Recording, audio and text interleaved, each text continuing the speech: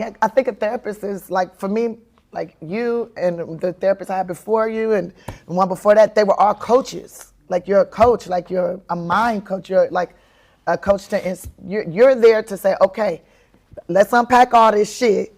Let's organize it. You might not need to get rid of it. You might can use this thing, this experience, these things that happen to you, these feelings. Feelings are so important. I think they're a compass. And I didn't listen to them a lot back in the day, and I think that's why I was sleeping in the Geo Metro, because I didn't honor my feelings. Like in learning how to honor those feelings and sit in them.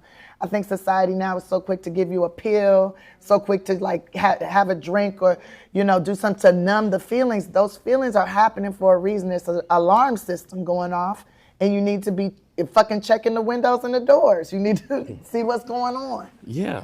Now, there's another thing I want to say about you or ask you about as it relates to belief. She believes in herself so much that belief leaks on to the people around her. And she has an ability that I genuinely think everyone doing solution-focused brief therapy needs to master, and she does it naturally. And she does not see obstacles. Like, I can actually make her confused when I bring up an obstacle, and I'm going to give you an example of this. I'd be like, what? I'd be confused. So one of the times she does, she'd be like she's co-produced my TV show, and I'll be like, man, if this gets picked up, she goes, no, when? Yeah. And now one time she called me again. She was like, hey, I'm going to Malibu to do this comedy show. It was called like Schlep Out to whatever. Like Malibu is to LA people, that's a long drive. It's like 45 minutes. Yeah, that's a long time. So we drive to Malibu, and it's a small club, and it's packed with all these people, and all these comics opening for her. And the host that night had never hosted before, and he was very nervous to introduce Tiffany.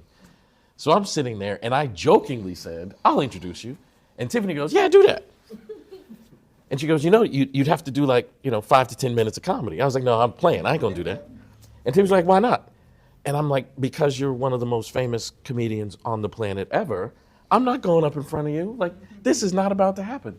And you watched her brain be like, but just go do it. Like, why are you pointing out obstacles?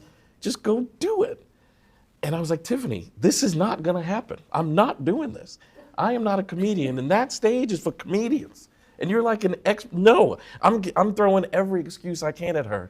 And you can watch her brain being like, what is wrong with this dude? Just go do it. Because she does not see obstacles. Now, after the show, we get in the car, and she was like, what is wrong with you? Because she doesn't understand. Her brain doesn't process obstacles the way normal people do. And in that moment, I was so disappointed to have disappointed her. I was like, all right, the next time she asks me, I'm saying yes. I don't care what it is. But like she was just saying about emotions, like being your guide, my punishment was the next time she asked me was 5 sold out shows in San Jose, California. And she was like, will you come open and do 10 minutes? And I said, yes. And I was nervous. And but tell them about the first time you got on stage. And you got on stage one time, and then I had you come do those shows. That was at the Comedy Chateau. I did an open mic night for 3 minutes at the Comedy Chateau, which I'm performing there on Saturday night if anybody wants to come. And actually what I think was the trick was you came to the training I did, and she was like, you should do this. And I was so nervous. And she just kept saying, but you're funny. Like, you can do this. You don't even know it, but there's a stand-up comic inside of you, and you can do this. And I got up on that stage with her belief, not mine. Like, I took that stage in San Jose with Tiffany Haddish belief, not my belief. And I wonder if you can explain how you develop the ability to just not see obstacles in the way that you don't see them. I mean, I see obstacles, but I look at those as like physical challenges. Like, remember that show Double Dare?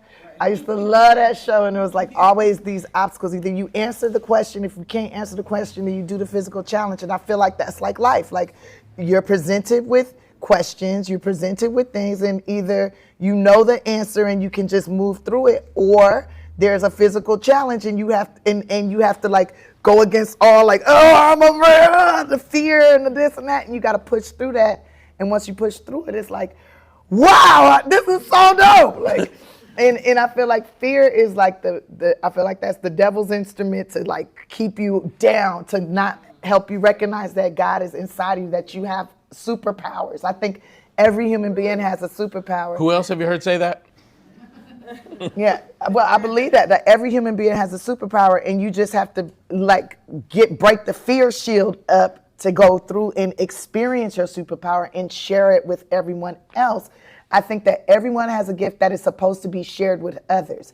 Even a crackhead, I'm like, that crackhead can clean a house really good. That crackhead can change tires. That crackhead is superpower. They take that crack and their fears are gone. They got super strength. Everybody has some sort of power, and you have to be able to remove the fear to access it, though. Sometimes you need fear to access it too. Some people operate really great in fear. Right. Sometimes I do it very well when I'm scared, and I don't know why, but I do. But yeah.